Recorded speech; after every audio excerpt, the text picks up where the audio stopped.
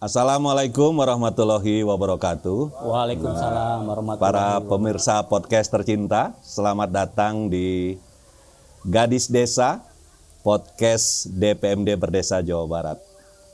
Gagasan dan diskusi desa, semuanya cekas.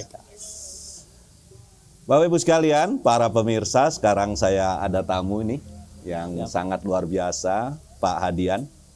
Kepala Desa Cibiruetan, ya, desa yang syarat dengan prestasi. Bahkan tahun 2022 juara nasional ya Pak ya. Alhamdulillah Pak. Atas pembinaan Pak Kadis juga.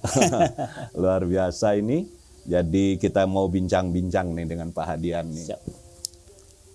Pak Hadian orang sini Pak, asli Cibiruetan. Pituin asli Cibiruetan. Oh begitu ya. Dulu kok bisa ya Pak? Kan kalau tidak salah Pak Hadian kan bukan kepala desa ya? Bukan Pak, bukan. Atau bukan bekerja di kantor desa enggak kan? Tidak Pak. Tidak. Kalau tidak salah di kantor pusat begitu ya, di selaku pusat. TA atau pendamping desa. Atau cerita deh gimana ceritanya?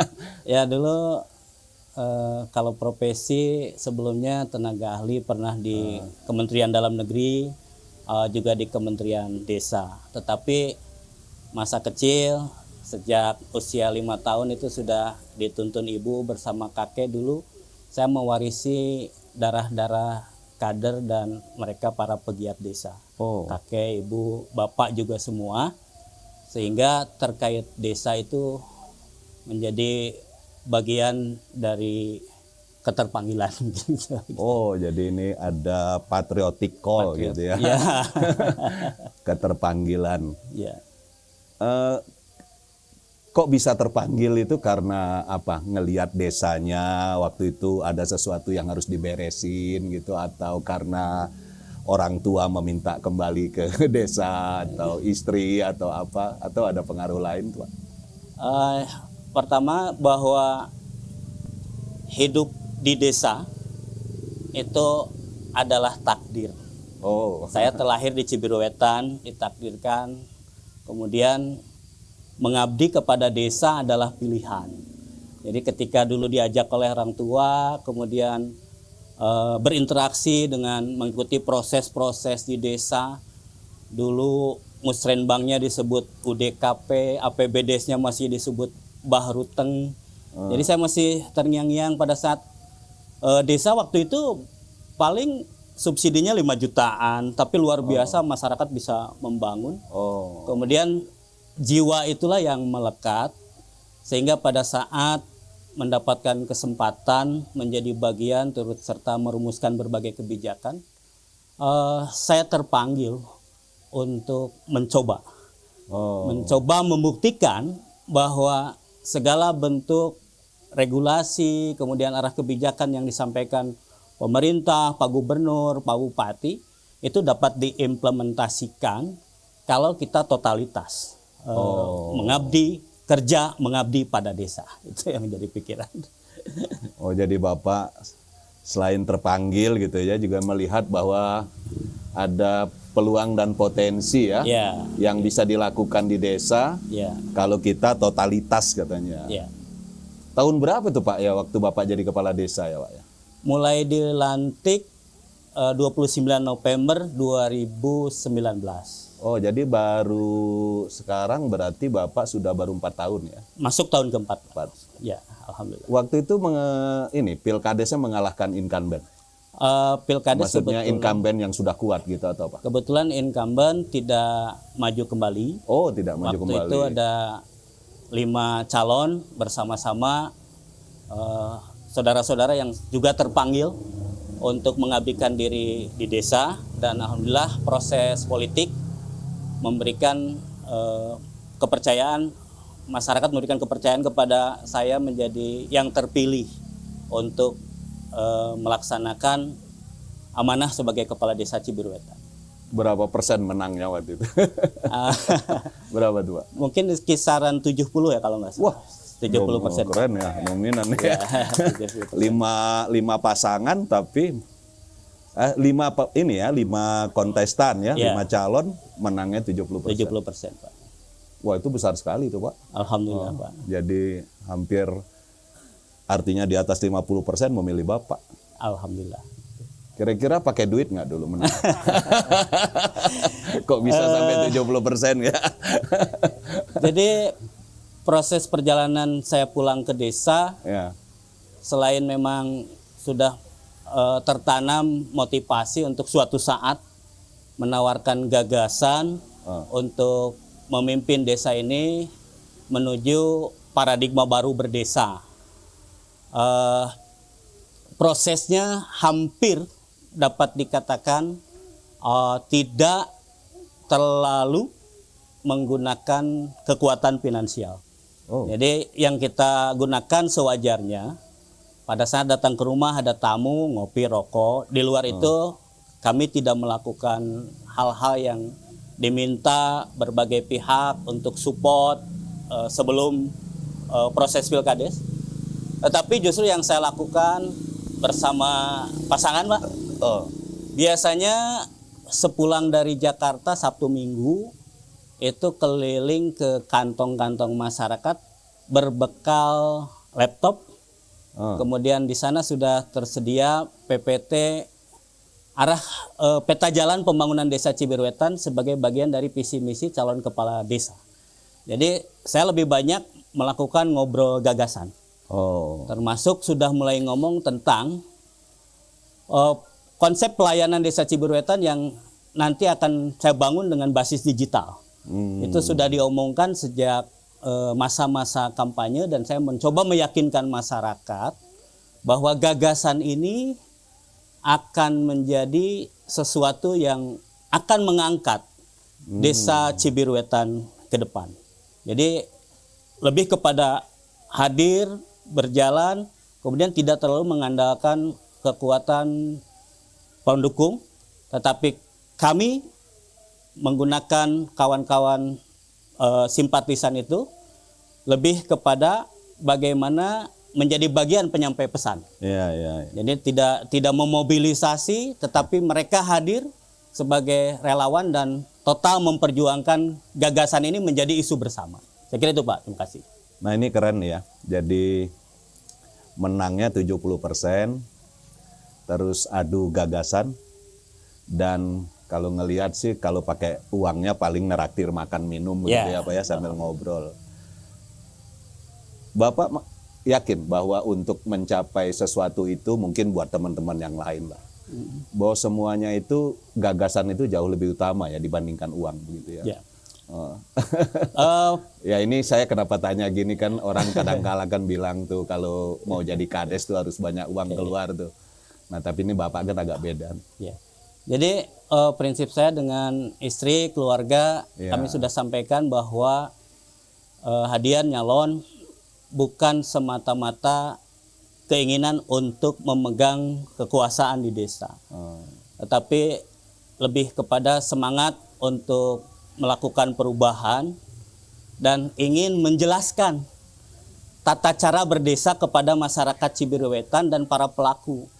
Jadi paradigma perubahan seperti apa semestinya kepala desa itu menjadi hal yang lebih utama. Sehingga kenapa memilih menawarkan gagasan? Saya berpikir bahwa hadir ke desa itu totalitas ingin mengabdi. Dan saya punya potensi, itu kepercayaan diri bukan berlebihan, tapi saya merasa punya potensi mampu membawa desa ini menjadi lebih baik. Sehingga kenapa saya harus membeli?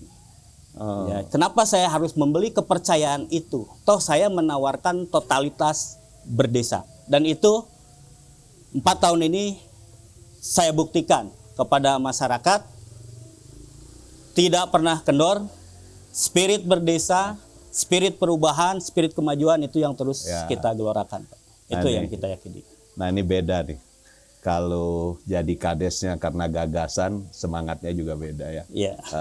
Angkat kopimu, berdayakan desamu. Mantap. Kita lanjut deh. Siap. Pak Kades, kan Bapak bilang nawarin gagasan. Gagasannya itu tadi ya, digitalisasi desa yang mengangkat derajat desa dan sebagainya. Menurut saya kan nggak mudah itu Pak. Pasti Pak. Gimana kiat-kiat Bapak pada waktu itu sehingga akhirnya masyarakat itu menyadari wah ini orang yang tepat nih buat jadi Kades Cibirwetan. Gimana itu? Ya, pertama selain menawarkan gagasan, beberapa konsep perubahan, peningkatan pelayanan publik, Ya. sehingga saya buktikan Cibirwetan mungkin kalau di Cileunyi satu-satunya desa yang hari Sabtu membuka pelayanan. Oh. Jadi kami setengah hari membuka pelayanan dan itu bagian dari pelaksanaan gagasan. Kemudian bagaimana meyakinkan masyarakat? Ya. Nah, meyakinkan masyarakat tentu dengan memberi contoh. Oh, oke. Jadi di dalam visualisasi bahan tayang pada saat berkampanye itu memberikan evidence. Ya. Mohon maaf, saya dalam rangka berstrategi sedikit menurunkan agar kita tidak terlalu percaya diri. Saya ngomong bahwa kita dalam konteks berdesa Ya. itu 2 tahun ketinggalan daripada Jogja, Jawa Tengah, Bali. 2 tahun karena implementasi undang-undang desa di tempat ini Ya. itu kita lebih lambat daripada mereka. Jadi mohon maaf bukan mengecilkan Jawa Barat, tapi ini membangun kesadaran warga Cibirwetan bahwa dengan apa yang ada pada saat ini adalah belum apa-apa. Ya. Sehingga saya ngomong kita ketinggalan, kemudian kita bicara tentang Ponggok, kita bicara tentang Pujon, Ya. kita bicara tentang desa yang sudah menggunakan aplikasi desa. Oke. Jadi kekuatannya itu menggunakan otak kanan, Pak, kalau masyarakat. Jadi visual dan spirit. Ya. Itu yang kita sugestikan agar saya sudah mulai bangun Cibirwetan selangkah lebih maju, one step the future. Kita kalau masyarakat mempercayakan kepada saya, hayu selangkah lebih maju dan kita buktikan atas pembinaan Pak Kadis pertama kali mungkin sudah 6 tahun lebih, akhirnya Jawa Barat menjadi juara nasional. Kita tidak lagi ketinggalan 2 tahun, tetapi Jogja, Bali, Jawa Tengah, alhamdulillah hadir di Cibirwetan untuk sharing tata kelola desa. Ya, jadi gagasan-gagasan itu akhirnya menjadi bahasa dan komitmen bersama ya, Pak, ya. Dan yakin bahwa bisa mewujudkan itu ya. Dan hasilnya nampak nyata sekarang ya. Alhamdulillah. Ya ini saya pikir inspiring sekali Pak Kades ya, yang dilakukan. Dan memang perjalanan ini tidak mudah ya untuk itu semua. Nah pada waktu di awal-awal itu ketika Bapak tahun berapa tuh 2019 ya? Iya. Bapak melakukan apa tuh Pak startingnya? Kan mulainya itu kan menentukan kan ya. Jadi awal itu menentukan untuk selanjutnya. Nah kira-kira itu apa dulu tuh yang starting awalnya konsolidasi politik. Oh, konsolidasi politik. Oh. Dan ini jawaban atas berbagai pihak yang menyatakan konsolidasi di desa itu tidak selesai 1-2 tahun. Betul. Maka kami lakukan untuk Cibirwetan rasa-rasanya mungkin 1 bulan sampai 6 bulan. Itu proses konsolidasi. Nah, yang dimaksud konsolidasi itu apa? Ya. Kira-kira itu. Kami mencoba untuk menetralisir situasi pasca Pilkades. Betul. Nah, itu yang kami lakukan. Kami membuka begitu dilantik besoknya saya secara pribadi membuka kepada tokoh-tokoh yang sebelumnya karena gagasannya berbeda sama-sama untuk memajukan Cibirwetan tapi kesempatannya belum ditakdirkan sehingga tidak terpilih. Maka gagasan itu kan tidak ada satupun calon kepala desa yang gagasannya menghancurkan desa. Semua gagasannya baik, maka kami rangkum membuka diri. Kebetulan di sini mohon maaf disebut. Di sini hadir Pak mantan kepala desa, Pak Dade Sujana. Beliau kebetulan kemarin putranya mencalonkan diri. Dan kebetulan juga putranya salah satu kepala seksi saya di desa. Beliau tidak mengundurkan diri. Pertama, saya koordinasi dengan beliau, mari bersama-sama memajukan Cibirwetan. Tolong dorong putra Abah untuk tetap mengabdi di desa dan mari kita bersama-sama memajukan sehingga tidak ada cerita kepala desa baru mengganti kabinet. Bahkan yang jadi calon kepala desa pun kami persilahkan untuk melanjutkan karirnya dengan fakta integritas kita bersama-sama memajukan desa. Wah. Itu yang kita lakukan. Berarti clear untuk padahal beliau adalah pemenang kedua, Pak. Oke. Pemenang kedua, gitu. Kemudian di dalam proses serah terima jabatan, kami undang para calon kepala desa. Ya. Kelima-limanya hadir. Kemudian kami mohon keikhlasannya, gagasan-gagasan Anda akan kami racik. Kalau ala Bung Karno kami peras menjadi visi Cibiruetan sejahtera, agamis dan berbudaya, dan mohon ikhlas program-programnya saya masukkan ke dalam rencana pembangunan jangka menengah desa. Oke, itu konsolidasinya. Ya betul. Nah ini menarik nih konsolidasi nih. Ya. Karena saya banyak dapat laporan ya kalau dari Pilkades itu, misalkan Bapak nih menang 70%, ya hanya didukung yang 70% gitu. Yang 30% merasa nggak memilih. Yang larut ke dalam BPD, di sini hadir Pak Semi, sekretaris BPD. Dulu adalah tim sukses salah satu calon juga. Jadi Cibiruetan tidak ada monopoli salah satu kelompok pemenang. Jadi desa ini memang dijadikan ruang untuk bekerja mengabdi pada desa bagi siapa saja yang kita lakukan. Jadi semua diberi ruang untuk mengabdi gitu ya. Dan akhirnya semua memiliki gitu ya. Desa ini sendiri ya. Oke, kita minum lagi nih Pak, angkat. Kopimu, berdayakan desamu. Kasih.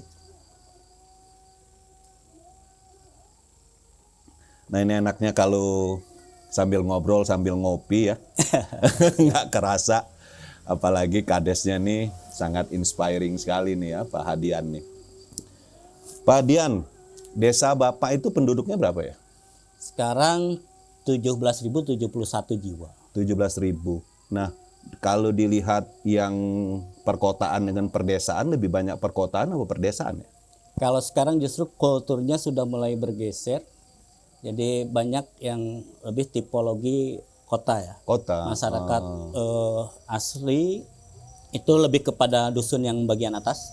Itu di sekitar 30%. 30%. Ya, tapi kultur perkotaan pun tidak berarti pendatang.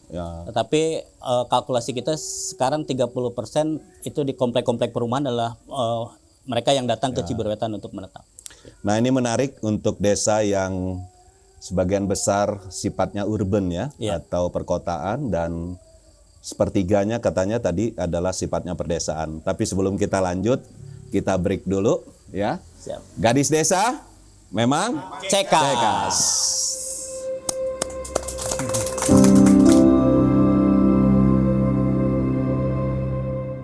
Oke, kita kembali lagi ke Gadis Desa, gagasan dan diskusi desa memang cekas.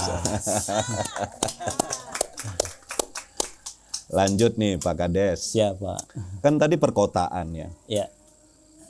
Kan kita tahu lah karakter perkotaan dengan perdesaan itu beda. Beda Pak. Orang perkotaan itu kan kadang-kala sudah sibuk ya. Kemudian individualistisnya juga tinggi ya. Kemudian juga ya bermacam-macam lah ya karakter yang berbeda dengan desa yang kata orang gotong royong, keguyupannya masih ada. Nah ini kan nggak mudah tuh Pak Kades. Pak. Gimana tuh Pak Kades bisa mensosialisasikan program-programnya dan kemudian mereka ikut terlibat di dalamnya. Nah ini gimana nih? Memang untuk menghadapi masyarakat perkotaan dengan tingkat pendidikan yang mungkin saja lebih tinggi dari kepala desanya.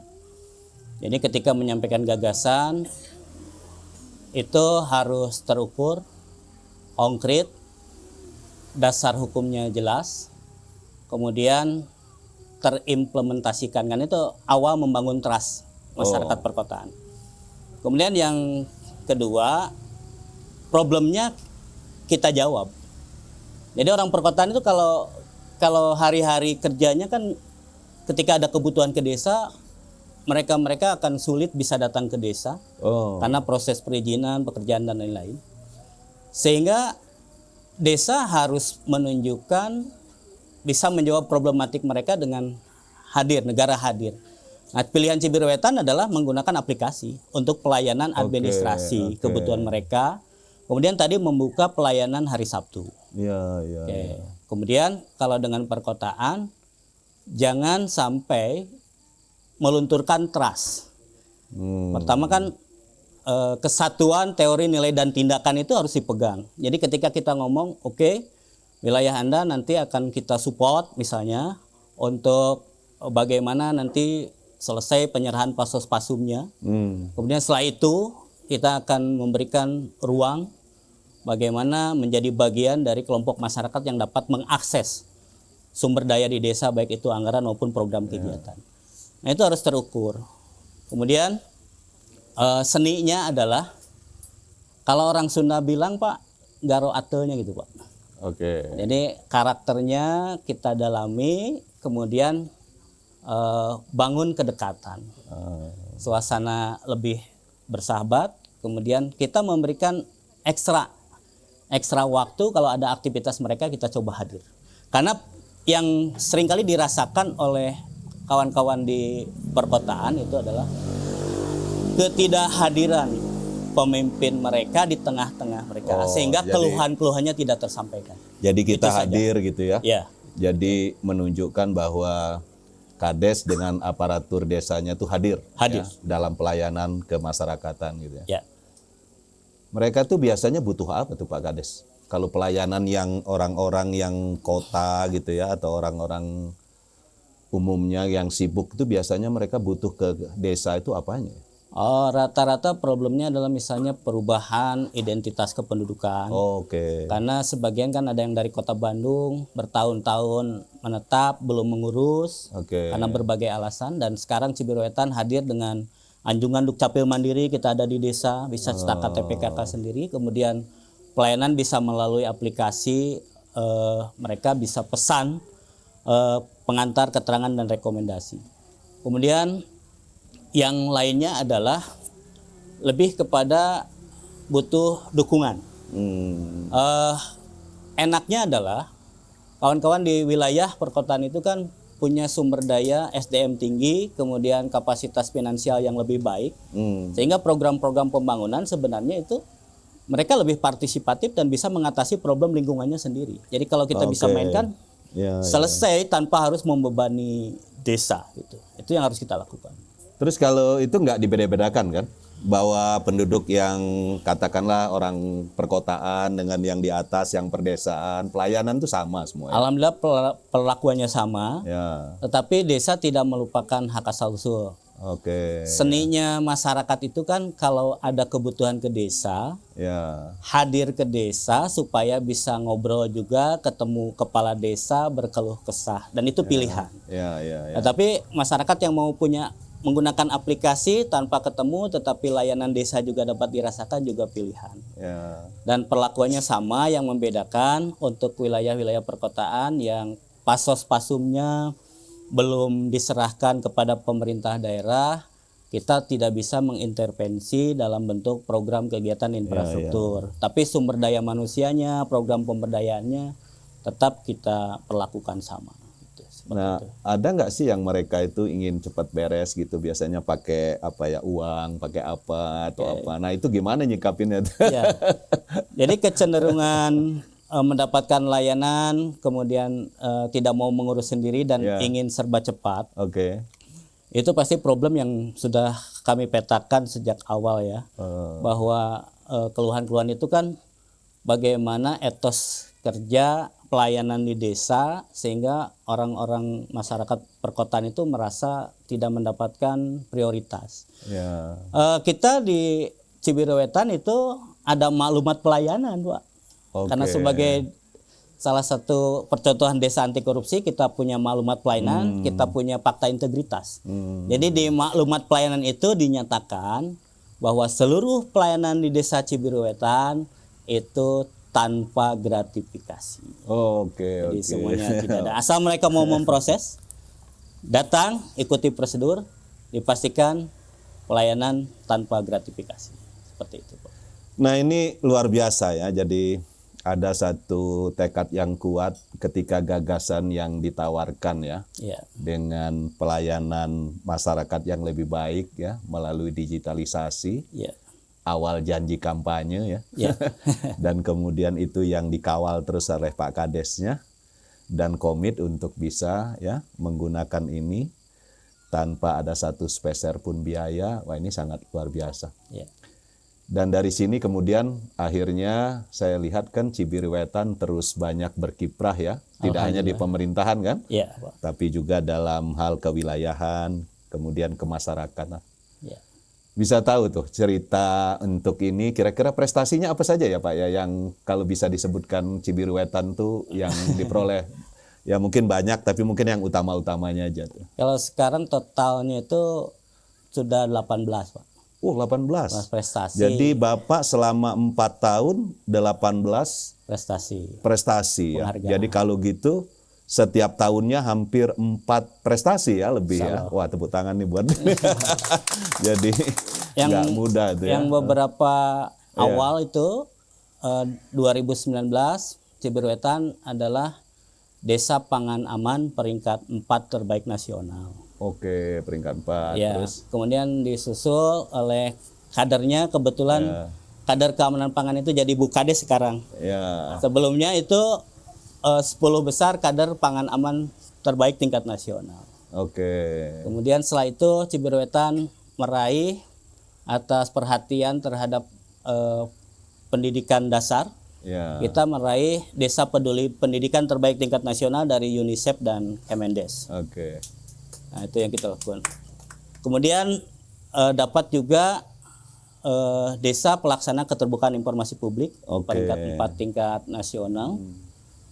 Kemudian mendapatkan tadi juara lomba desa, kecamatan, kabupaten, alhamdulillah provinsi, dan terakhir nasional regional 2. Oke, pecah telur ya Jawa Barat.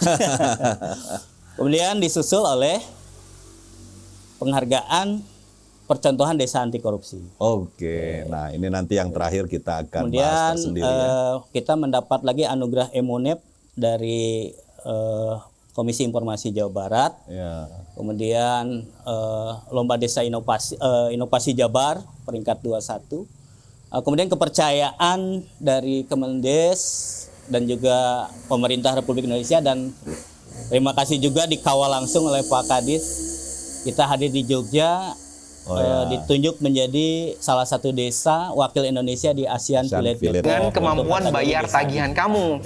Jadi kalau kamu sebulan anggarin makan all you can eat satu kali, ya jangan mentang-mentang ada promo kamu jadi kalap makan all you can eat jadi 3 kali sebulan. Ini malah nanti jadi pengeluaran tak terduga, bukan? Selanjutnya ada pertanyaan dari MN Fadzira. Halo Danamon, ada cara lain nggak sih Kak buat ngirit pakai kartu kredit Danamon Grab selain manfaatin promonya? Istri Kades. Kan kita harus meyakini bahwa di balik keberhasilan suami ada istri yang hebat. Ya. Istrinya 1 atau berapa Pak? Istrinya 1 Pak. Oh 1. Benar nih ya. Ya. Karena kalau Kades kadang-kadang identik istrinya banyak begitu. Jangan dijawab baru 1 ya Pak. Penghargaannya banyak, jangan-jangan istrinya yang banyak. Oh 1 ya Pak ya? 1 Pak. 1. Bukan baru 1, memang 1 katanya. Wah, ini luar biasa nih ya. Nah, gimana tuh peran istri Pak Kades? Ya, jadi kalau kata saya kan pasti itu tadi dengar kan ada beberapa yang saya lihat supportingnya dari istri tercinta kan? Ya. Nah, ini gimana nih ceritanya nih? Pertamanya peran istri itu kan yang saya lakukan adalah bagaimana persetujuan untuk menceburkan diri dalam kancah berdesa. Oke. Sehingga bisa total dan mengajak beliau untuk menjadi bagian tim sukses utama. Ya. Karena tadi proses penyampaian gagasan itu saya didampingi langsung dan dia tahu gagasan saya yang ditawarkan kepada masyarakat sehingga menjiwai sejak proses Pilkades. Dan hari ini beberapa policy desa beliau paham, kemudian dalam konteks mentransformasi dari bahasa kepala desa kemudian tersampaikan ke ibu-ibu menjadi bahasa ibu, itu sangat membantu. Nah, dan totalitas kami berdua setelah menyelesaikan urusan keluarga pagi-pagi, masing-masing beraktivitas sama-sama untuk desa. Jadi Bu Kades setiap hari ke Posyandu, saya ke kantor desa, kemudian ketika ada problem langsung tersampaikan. Pendidikannya apa ya? Nah ini kalau pendidikannya justru Ya. Beliau hanya SLA. Oh, SLA. Ya, karena belum punya kesempatan untuk berkuliah, rencananya pengen niat melanjutkan studinya sekarang, Pak. Oh, luar biasa. Jadi setelah jadi Bukades. Tapi kok bisa langsung ngurus masyarakat gitu, kemudian kayak apa? Kalau nggak salah ibu tuh melekat di PKK ya. PKK. Terus apa lagi tuh? Sekarang Bunda PAUD, Bunda Literasi. Ya, literasi ya. Terus banyak lah sekarang melekat Nah kader itu kan banyak tuh apa yang melekat di seorang ibu kades ya. Nah kok bisa ibu kadesnya langsung bisa melaksanakan itu, bahkan juga saya lihat kan beberapa prestasi bisa diraih. Ya. Itu ada kiat-kiatnya mungkin, atau misalkan ikut BIMTEK atau dari Pak Kadesnya di BIMTEK terus tiap malam gitu. Atau gimana? Jadi, tuh? Saya bersepakat dengan beliau satu paket, Pak. Jadi kan penyelenggaraan pemerintah desa tidak lepas dari peran Ibu PKK sebagai mitra pemerintah desa dalam pemberdayaan keluarga, khususnya dalam pelaksanaan 10 program PKK. Jadi saya memotivasi untuk dari yang tadinya ibu biasa, kemudian menjadi ibu kepala desa yang tentu ada tuntutan bagaimana public speakingnya, bagaimana dia memahami ketika berinteraksi dengan pejabat, dengan struktural, itu bagian dari proses ya on the job training mungkin ya, sambil sebelum tidur ngobrol kadang-kadang. Kemudian problem-problem lapangan juga dilaksanakan seperti itu, Pak. Jadi alhamdulillah juga beliau pembelajar yang baik, Pak. Nah, jadi memperhatikan totalitas suami kemudian disupport, karena kalau tidak mendapatkan support nanti akan jadi tuntutan kalkulasi. Untung rugi, kalau rumah tangga sudah untung rugi itu mengganggu konsentrasi kita dalam melaksanakan tugas. Jadi saya terima kasih kepada beliau, luar biasa. Ya, tepuk tangan. Di balik kades yang hebat ada istri yang hebat. Oh, yang cekas. Nah ini kalau ngelihat begini ya Pak Kades ya, saya lihat tuh kan ternyata kan selama ini tuh orientasi kita tuh melatih kadesnya gitu ya. Melatih apa? LKD-nya, melatih apa, kalau nggak salah juga aparaturnya. Tapi ternyata kalau lihat cerita Pak Kades tadi, ternyata di Ibu Kades tuh banyak sekali peran yang harusnya diberikan bimbingan teknis dan kemampuan ya sebetulnya. Karena tidak semuanya seperti istrinya Pak Kades yang mau belajar cepat gitu. Nah ini gimana pandangan Bapak soal begini? Nanti mungkin untuk desa-desa yang lain lah. Jadi apakah ini penting gitu kalau kita melakukan satu pelatihan atau bimbingan teknis yang para pesertanya itu ibu-ibu kadesnya gitu. Menurut Bapak itu gimana Pak Hadian kalau melihat pengalaman ini? Saya kira ini sangat penting ya, ibu-ibu kades sebagai bagian dari public figure di desa. Beliau mendapatkan bekal etika sosial biar tidak tidak pamer, tidak apa, itu penting Pak untuk. Kemudian juga bagaimana tata krama berhubungan, mungkin saja kan dihubungi oleh Ibu Bupati, bagaimana juga hal-hal yang tidak hanya berkaitan dengan kapasitas pemahaman tentang 10 program. Tapi juga berkaitan dengan ketika ada tamu beliau yang harus detail nyajikannya, apalagi Cibiruetan Desa Aman Pangan, apakah ini kesehatan pangannya terperhatikan, itu saya kira penting. Tetapi untuk Cibiruetan, alhamdulillah Pak, kita punya prakarsa inisiatif untuk penguatan kapasitas lembaga desa, BPD, PKK, kader. Kita di belakang punya Saung Sakola Desa. Saung Sakola Desa itu adalah ruang belajar bersama dengan konsep egaliter, belajar bersama berperan setara. Setiap tempat sebenarnya adalah ruang belajar dan setiap orang adalah sumber belajar. Di sini bisa jadi LPM yang expert dalam bidang tertentu, dia hari ini jadi narasumber, saya bahkan menjadi pendengar. Besok lusa karena kompetensinya dari BPD menjadi narasumber, saya pendengar. Tetapi ada kalanya saya diminta buka baju, jangan menjadi kepala desa tapi beri kami penguatan. Maka saya memberikan penguatan kepada BPD minimal mampu menjalankan 3 fungsi utamanya. Jadi membahas menyepakati perdes bagaimana tata cara penyusunannya, kemudian menilai kinerja kepala desa, kemudian menampung menyalurkan aspirasi masyarakat. Dan khusus Pak, untuk menilai kinerja kepala desa kami pemerintah desa membuatkan peraturan kepala desa tentang tata cara penilaian kinerja kepala desa. Jadi pisau tajam itu saya berikan ke BPD untuk bisa menilai kinerja kami. Itu yang kita lakukan. Jadi ruangnya adalah di ruang pembelajaran mandiri. Saya kira PKK juga dapat di sana. Kita minum dulu deh Pak. Ya. Angkat kopimu, berdayakan desamu. Ya, ini menarik nih kalau soal BPD ya. Ya. Karena selama ini kan kita tahu ya desa itu adalah satu otonomi ya. Dan pemerintahan yang dicirikan adanya pemerintahan desanya, adanya BPD ya. Dan adanya dukungan dari lembaga kemasyarakatan desanya. Tadi banyak cerita nih soal BPD ya. Ternyata banyak perdes yang didukung oleh BPD-nya, kemudian ada diskusi-diskusi dalam untuk memutuskan sesuatu dan sebagainya. Nah ini kadang-kala kan sering kali ya kalau yang saya dengar ya, tapi mungkin nanti cerita dari Pak Hadian gimana ya. Ini kayaknya BPD-nya sangat sekali menjadi mitra yang sangat bagus sekali ya. Jadi mitra yang kuat dalam saling mendukung untuk Cibiruetan. Karena banyak Pak Kades jadi rival tuh yang begituan. Ya jadi ini yang saya lihat satu poin tersendiri di Cibiruetan.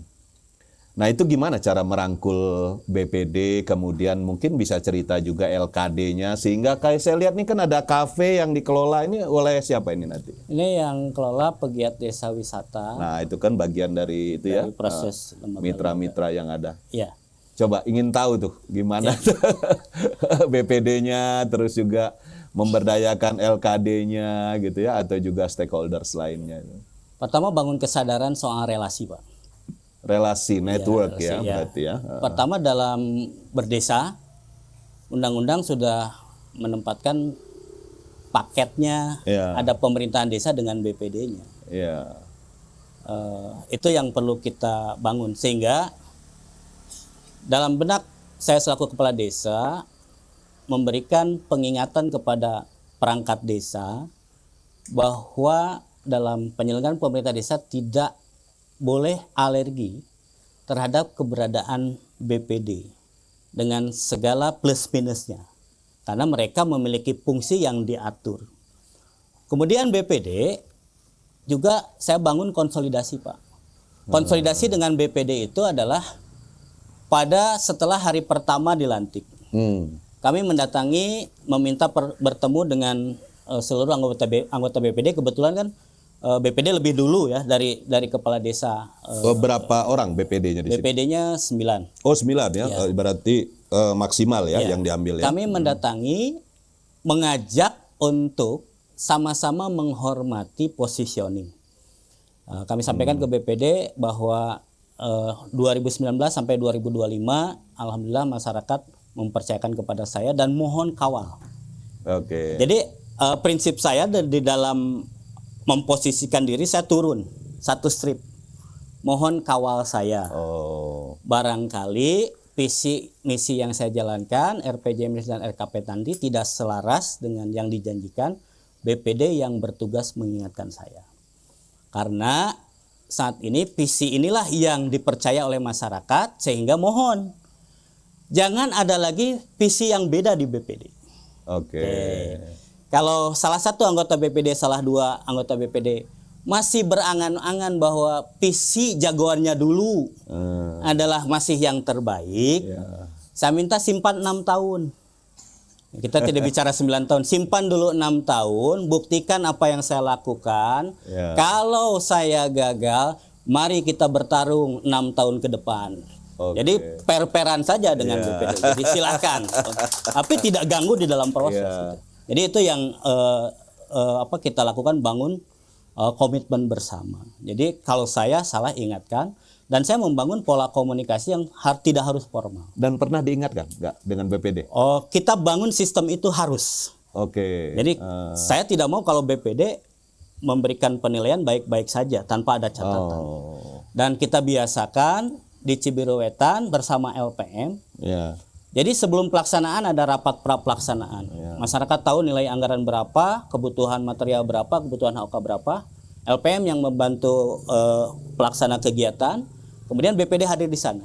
Dalam proses kita minta informasi ke BPD, kegiatan ini sudah dimulai, minta monep. Dan juga sesuai arahan inspektorat kan BPD juga harus menyampaikan catatan monepnya.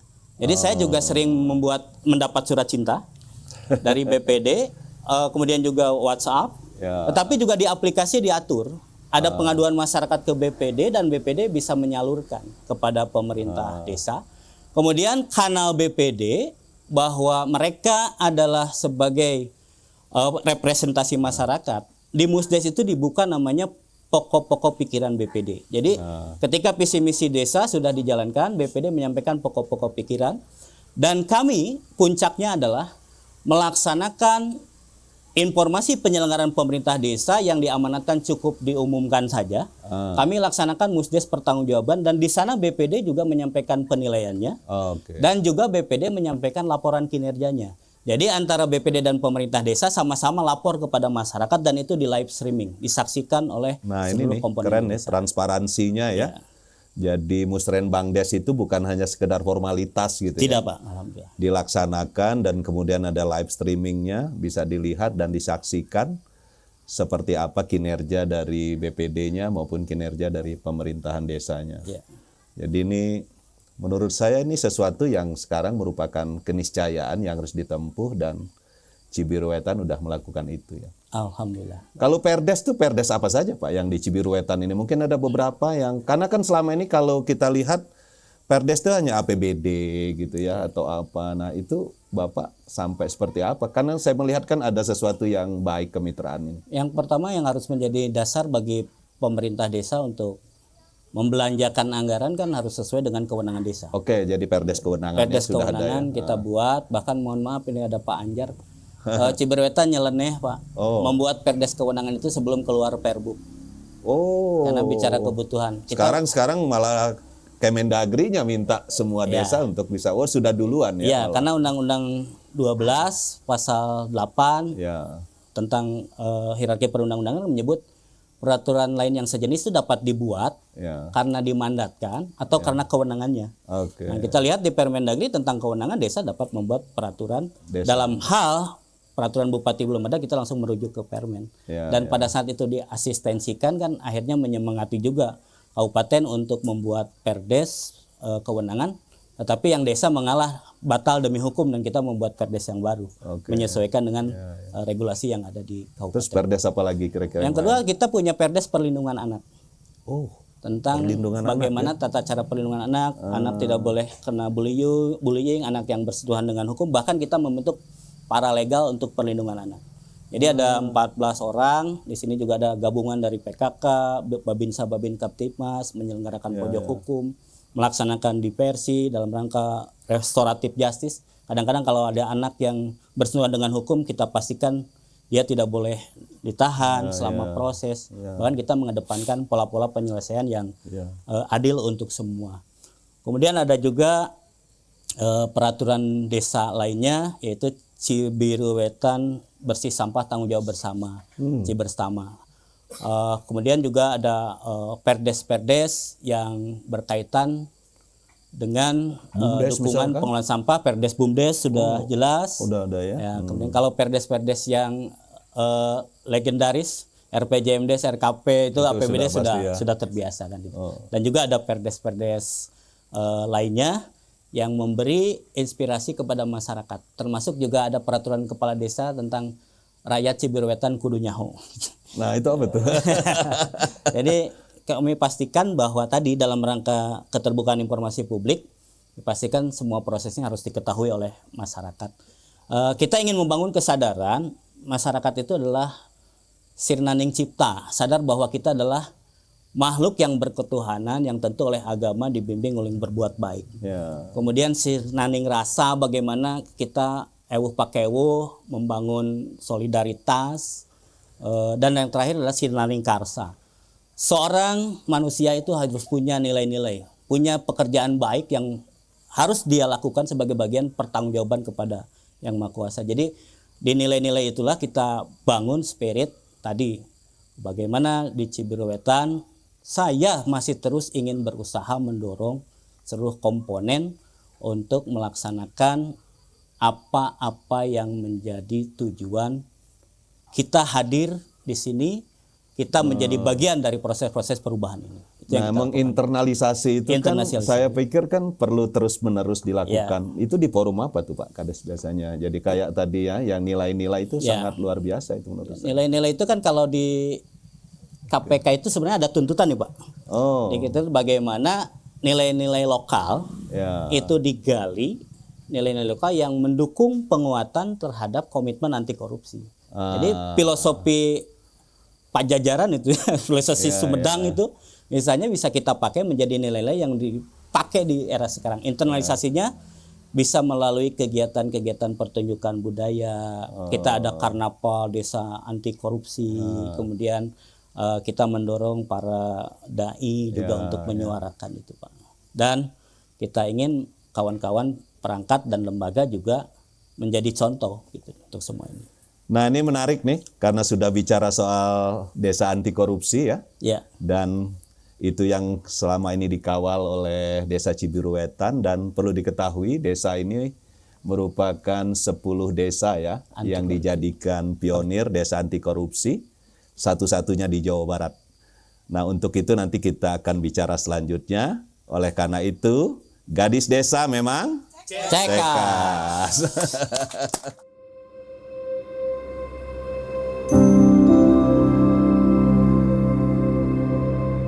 Oke permisa, selamat datang lagi di Gadis Desa Memang Cekas. Ini kalau ngobrol dengan Pak Hadian nih, Cibiruetan, nggak bisa sebentar ya. Banyak nih yang mesti dikaji karena beliau ini kan tokoh inspiring dan telah membuktikan prestasi-prestasi desanya di tingkat regional maupun nasional. Nah ini Pak Hadian, kita tadi bicara desa anti korupsi ya. Yang Bapak sudah jadi contoh nasional ya, dari 10 desa dah, salah satunya Cibiruetan. Dan sekarang nanti akan kita gelorakan untuk desa-desa seluruh Jawa Barat. Nah boleh tahu nih Pak ya, gimana awalnya dulu Bapak bisa dijadikan contoh sebagai desa anti korupsi? Baik. Alhamdulillah bahwa perjalanan desa Cibiruetan dengan mengawali keterbukaan informasi publik, itu menjadi tonggak awal terpilihnya desa Cibiruetan setelah melalui tahapan observasi oleh KPK. Waktu itu Jawa Barat mengirim 2 kabupaten Pak, 2 desa, kebetulan kedua-duanya dari Kabupaten Bandung, yaitu Desa Ciburial dan Desa Cibiruetan. Tetapi bukan kami melengkapi evidence untuk menjadi lomba desa anti korupsi, tetapi apa yang sudah kami lakukan, penjaringan oleh DPMD melihat Cibiruetan memenuhi prasyarat awal.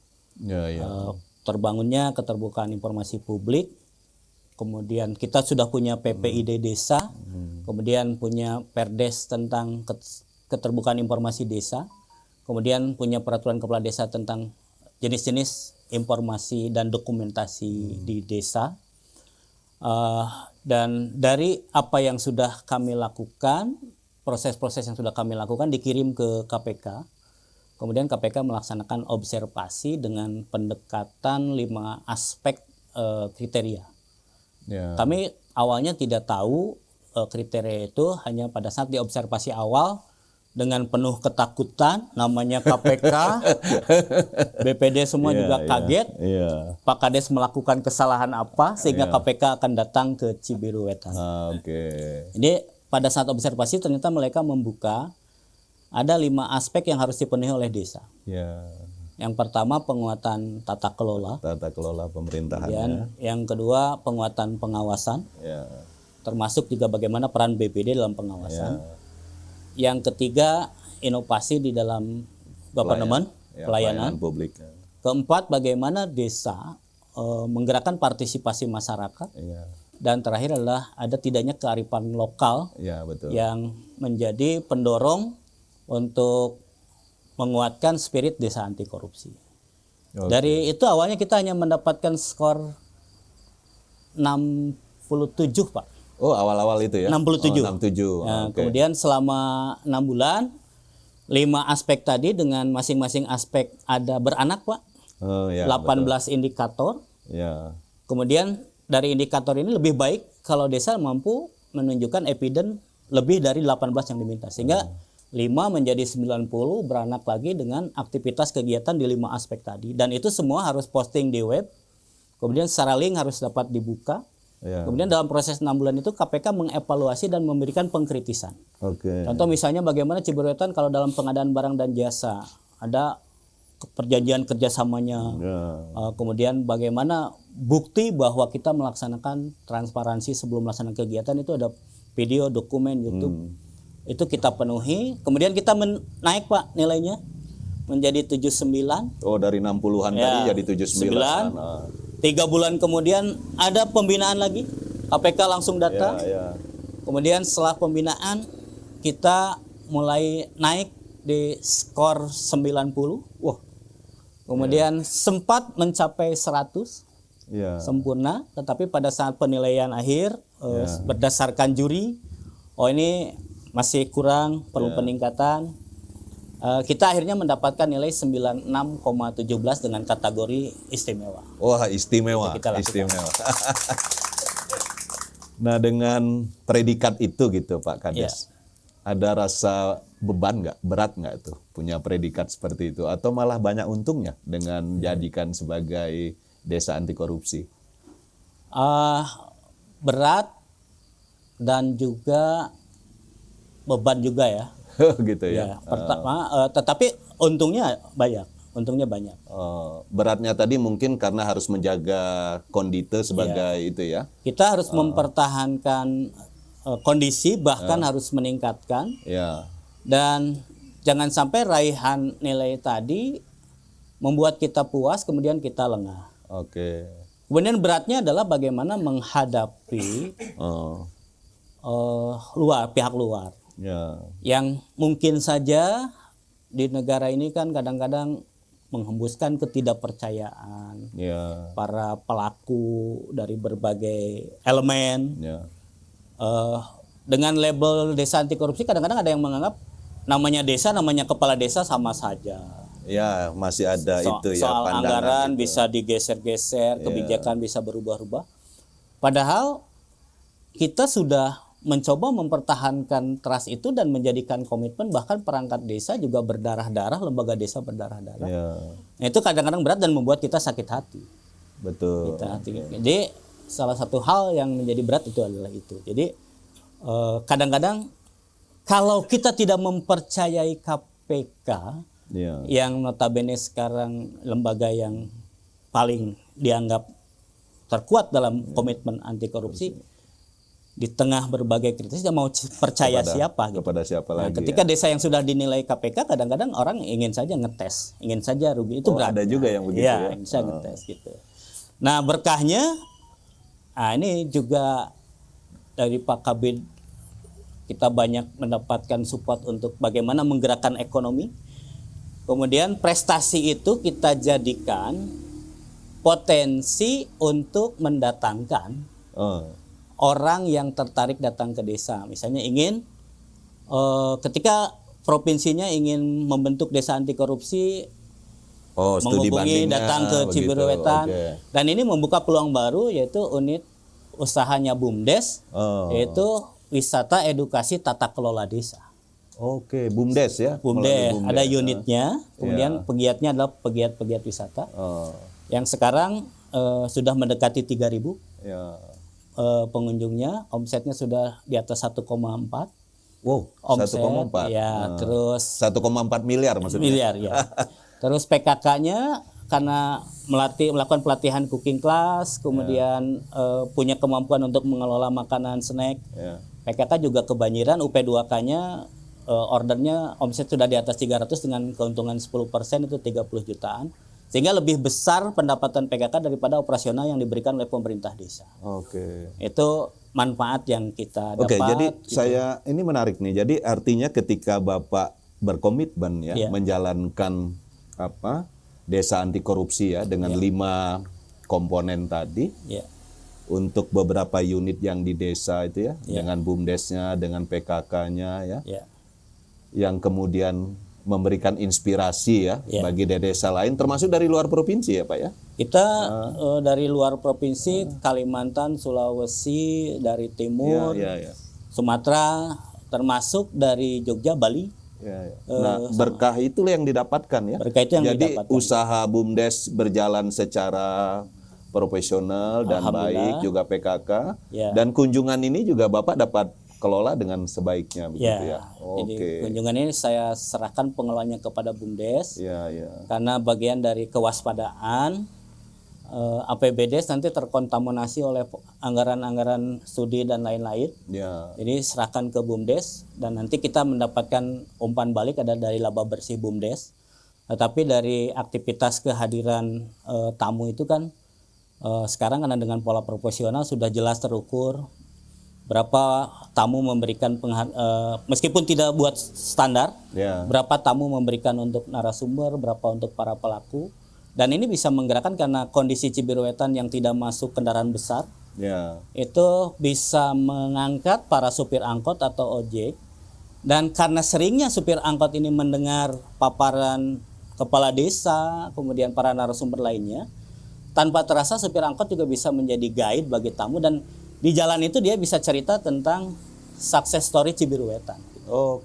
Jadi supir-supir angkot itu bisa itu. Dan itu berkahnya ketika kita meraih prestasi dan banyak orang ternyata kan ingin melakukan ATM ya, amati tiru dan modifikasi tentang capaian yang dilakukan oleh Cibiruetan. Gitu. Masih ada gangguan nggak Pak dari luar? Kalau untuk ini kadang-kadang kan biasanya desa tuh nggak terlepas tuh ya dari gangguan-gangguan yang menyebabkan kita kadangkala ya tanda kutip gitu ya. Menyebabkan kita harus tergoda untuk melakukan sesuatu hanya sekedar untuk mengeliminir gangguan dan sebagainya. Nah ini gimana Cibiruetan? Alhamdulillah kita tidak praktis untuk kegiatan studi pengelolaan kunjungan ini tidak ada gangguan karena komponen-komponen itu terlibat. Linmas, pengawalan, kemudian pengelolaan perparkiran, kemudian juga PKK, lembaga-lembaga itu semua bisa menjadi narasumber berdasarkan peminatan tamu. Kadang-kadang narasumber LPM, kadang-kadang narasumber BPD. Juga kalau mereka tidak ke desa, BPD atau LPM bisa hadir di hotel diundang sebagai narasumber. Sehingga situasi ini mereka menjadi bagian yang dirasakan manfaatnya oleh semua komponen. Tetapi kalau maksudnya gangguan diantaranya ya kalau kita lihat tuh kan gangguan dari pihak-pihak eksternal lah gitu. Bapak tahu ya mungkin gangguan-gangguan yang kadangkala kan yang biasanya yang tidak tahu ya informasi tetapi kadangkala itu juga ikut mempengaruhi gitu kinerja kegiatan atau pemerintahan desa. Nah itu dengan Bapak mendapatkan predikat desa anti korupsi. Kira-kira ada nggak sesuatu yang akhirnya itu berkurang atau ikut melindungi Bapak di desa ini? Jadi kalau bicara tentang gangguan terhadap apa yang diraih oleh desa, itu lebih kepada para pihak tadi itu sepertinya masih kurang yakin terhadap capaian desa. Kalau saya berpikir mereka ini kan orang Jawa Barat harusnya punya kebanggaan. Kemudian eksternal itu kan kita paham lah. Kadang-kadang ada keinginan-keinginan yang kita tidak punya daya untuk memenuhinya. Kemudian kalau kita tidak kooperatif kadang-kadang seringkali sentilan, ancaman segala macam berbentuk apa saja gitu. Yang kadang-kadang membuat desa berada pada posisi dilema. Itu faktanya masih ada. Tapi itu tidak menjadi sesuatu yang kemudian Bapak terdistrak begitu ke arah itu, tapi lebih kepada Bapak bagaimana menjaga komitmen sebagai desa anti korupsi. Jadi nggak dijadikan sebagai satu beban. Tidak. Atau ini. Pertama kami tidak mengkomprontir itu, tidak melakukan perlawanan frontal karena kita istilahnya kita hadapi dengan elegan. Tetapi kami jadikan itu sebagai suplemen, energizer kepada perangkat desa, kaur kasih. Ini loh, orang luar itu sepertinya punya kebanggaan kalau menemukan kelemahan desa kita. Sehingga Anda harus membentengi diri dan menyiapkan diri sehingga berikan kepercayaan diri yang besar kepada saya, sehingga saya bisa menghadapi tanpa harus berpikir di bawah ini kuat atau tidak. Sehingga kita punya standar untuk menghadapi hal-hal itu. Jadi untuk urusan-urusan seperti ini adalah bahkan menyemangati kita untuk membuktikan. Nah ini menarik nih. Berikan kepercayaan pada saya, katanya. Trust ya. Wah, kita ngangkat dulu kopi nih, Pak.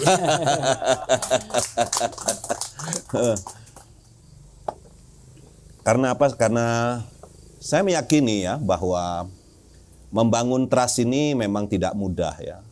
Dan kita lihat bagaimana perjuangan Desa Cibiruetan ya. Sehingga bisa seperti sekarang ini tidak lain adalah karena trust yang sudah mulai terbentuk. Yeah. Komitmen yang kuat ya untuk menjaga komponen tadi ya, diantaranya tadi yang bagus sekali ya, dengan layanan pemerintahan dan pelayanan publiknya yang serba transparan dan mudah ya dengan digital. Itu salah satu contoh komitmen itu. Dan yang menarik yang terakhir nih ya, tadi Pak Hadian mengatakan berikan kepercayaan itu pada saya. Berarti kan Bapak nih benar-benar menjadi tokoh sentral nih, keteladanan. Pak Hadian nggak pernah korupsi? Insya Allah, komitmen. Dalam 4 tahun perjalanan, yang bisa menjawab nanti BPD, perangkat desa, kemudian sebagian masyarakat. Salah satu cara saya untuk membersihkan diri dan mengingatkan kepada istri, anak bahwa sekarang sudah berbeda. Saya menjadi kepala desa dengan tunjangan yang sekian. Kemudian kita harus merubah paradigma dari yang mungkin kemarin. Kita mendapatkan lebih dari itu. Dan sekarang resikonya yang sekian itu pun harus memenuhi bidang kemasyarakatan. Dan yang saya lakukan pertama adalah membagi habis kewenangan dengan cara menjadikan kesatuan teori, nilai, dan tindakan. Bahwa kepala desa tidak boleh korupsi, banyak hanya menjadi teori. Tapi tidak menjadi nilai-nilai bagi dirinya dan tidak diikuti oleh tindakannya. Maka saya pastikan tanya kepada perangkat desa, seluruh belanja desa itu hanya dilakukan oleh pelaksana kegiatan anggaran. Saya hanya negur bendahara itu kalau telat bayar siltap. Ya. Telat bayar gajinya nih ya. Karena saya untuk sekedar merenovasi rumah pun menyampaikan ke BPD, ini pinjaman ke BPR. Dan kewajibannya sekian, daripada saya dipitnah karena desa anggarannya besar kemudian dianggap saya memindahkan. Saya buat laporannya ke BPD dan bisa ditanyakan ke BPD kan gitu. Jadi dari itu yang saya lakukan adalah semua dibagi habis dan dilaksanakan, tetapi kalau nggak benar administrasi main, teguran dan pembinaan kita lakukan, Pak. Jadi gitu. Itu yang komitmen yang kita bangun. Yang bisa menjawab BPD, apakah Hadian korupsi selama 4 tahun? Apakah ada anggaran yang salah prosedur? Gitu. Tapi kalau merubah anggaran karena perubahan kebijakan, pandemi COVID, ada kemendesakan, kedaruratan, itu beda lagi. Itu beda lagi. Gitu. Itu yang insya Allah mudah-mudahan ini konsisten bisa kita pertahankan. Dengan begini saja tadi Pak, masih ada yang tidak percaya. Betul. Wah, kepala desa mah ada uangnya banyak gimana saja. Dan saya kadang-kadang sedih gitu Pak. Terus gitu ya. Kepada siapa saya harus meyakinkan bahwa apa yang saya lakukan, istri saya sudah mendukung berdarah-darah, masih saja ada pihak-pihak luar, orang yang tidak bertanggung jawab, yang tidak percaya gitu Pak. Nah mudah-mudahan dengan podcast Gadis Desa ini orang semakin percaya ke Pak Hadian. Dan lebih daripada itu ya kita serahkan kepada yang di atas ya. Insya Allah, Pak. Yang selalu mengawasi kita semua. Itulah obatnya. Iya. Pak Kades, siap. Masih banyak nih yang mau ditanyain. Tapi kayaknya supaya kita agak lebih banyak pencerahan, kita ngopi lagi aja, Pak. Angkat kopimu, berdayakan desamu.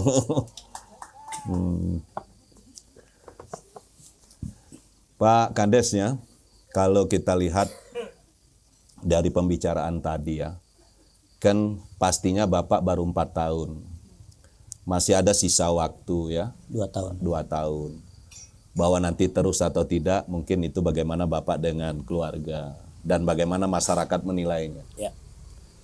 Dan tentu nggak sampai di sini saja kan, Ya. Cibiruetan. Nah kira-kira ada nggak sih harapan Bapak ke depan buat Cibiruetan ini yang sudah syarat prestasi tapi harusnya memang masih merupakan PR Bapak atau janji mungkin di kampanye yang masih belum tuntas gitu atau apa begitu ya? Ya. Jadi itu kira-kira apa saja itu Pak? Yang saya janjikan adalah visi Desa Cibiruetan, terwujudnya Desa Cibiruetan sejahtera, agamis, dan berbudaya di tahun 2025 dengan 12 misi. Kenapa saya pakai angka 2025? Karena etikanya membuat visi itu harus terukur dan harus menjadi tanggung gugat bagi masyarakat. Sehingga nanti BPD di dalam laporan penyelenggaraan pemerintah desa akhir masa jabatan harus mengeluarkan evaluasi karena manifestasi masyarakat adalah BPD.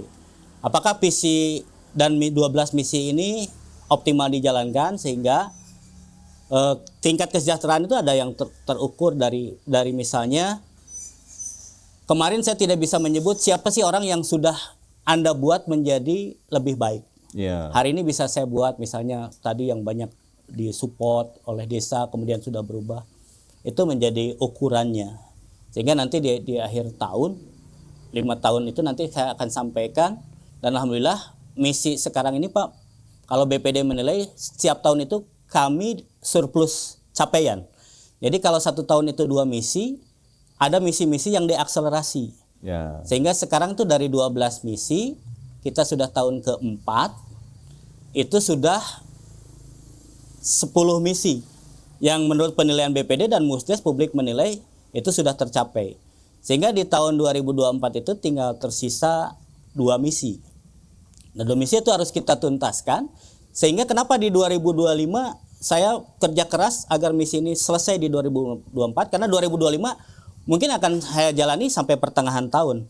Juni harus menyampaikan LPPD di pertengahan tahun. Misi apa tadi Pak yang kira-kira masih perlu di-push itu? Sebenarnya tinggal misi pertama, bagaimana hak usul-usul desa tentang penataan situs itu menjadi ekowisata, kolaborasi dengan pemanfaatan lingkungan.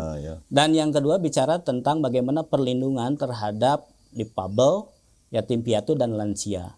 Jadi belanja desa kan belum ke sana, tetapi tahun ini kita akan membiayai aktivitas kelembagaannya.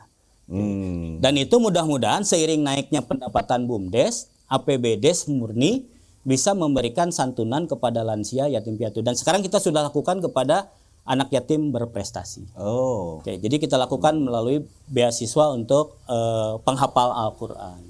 Itu yang kita lakukan.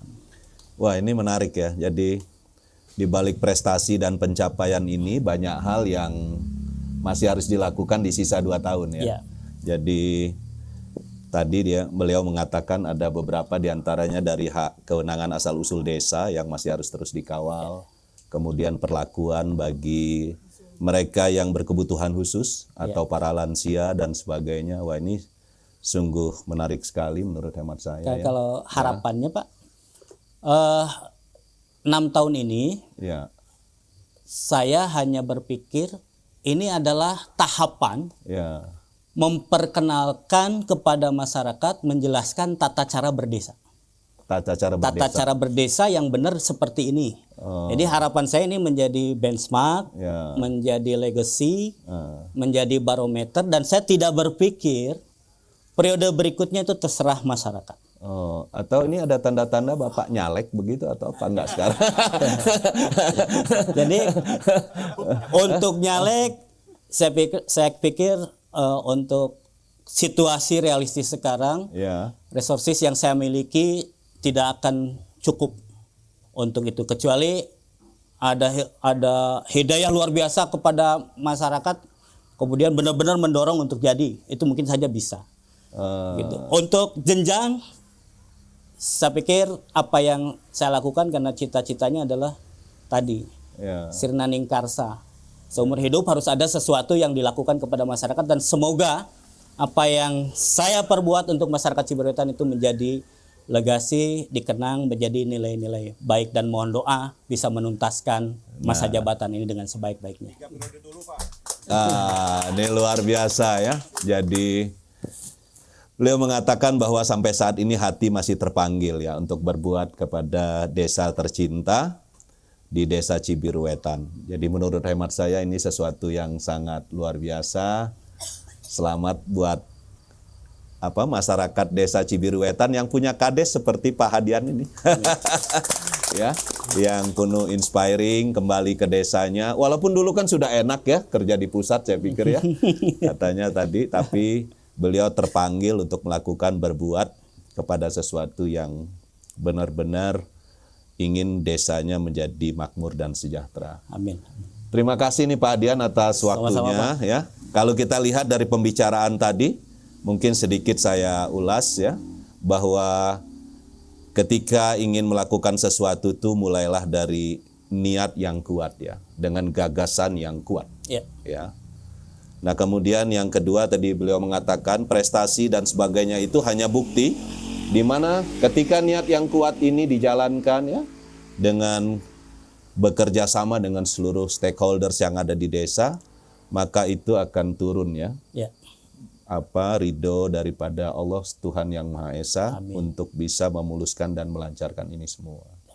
Saya pikir ini satu hal yang sangat luar biasa karena beliau mengatakan sesungguhnya sesuatu yang tidak mudah juga ya Pak ya. Untuk mengelola desa karena tadi bahwa semua itu memang butuh proses, tapi dalam proses itu ada saja ketidakpercayaan yang selalu meragukan tentang komitmen-komitmen ini. Nah yang ketiga, beliau mengatakan ketika komitmen ini terus kuat untuk dijalankan, dikawal gitu ya, di balik semua adanya ketidakpercayaan ya, masih ada mungkin juga ada yang pesimis dan sebagainya, tetapi ya positive thinking ataupun niat yang kuat ke depan itu membawa ya sesuatu yang sangat luar biasa, itu keberkahan yang lebih besar ya. Amin. Yang bahkan di luar perkiraan dari apa yang dilaksanakan oleh elemen-elemen desa dalam membangun desanya. Tadi dicontohkan BUMDesnya, PKK-nya ya dan sebagainya. Itulah keuntungan-keuntungan yang diperoleh, dan dari itu semua ternyata akhirnya kembali lagi bermuara kepada keteladanan kepala desanya ya, contoh dari kepada kepala desanya. Terima kasih atas semuanya, sampai nanti kita berbincang-bincang lagi di edisi selanjutnya. Yang jelas semuanya ada di Gadis Desa memang Cekas. Assalamualaikum warahmatullahi wabarakatuh. Waalaikumsalam.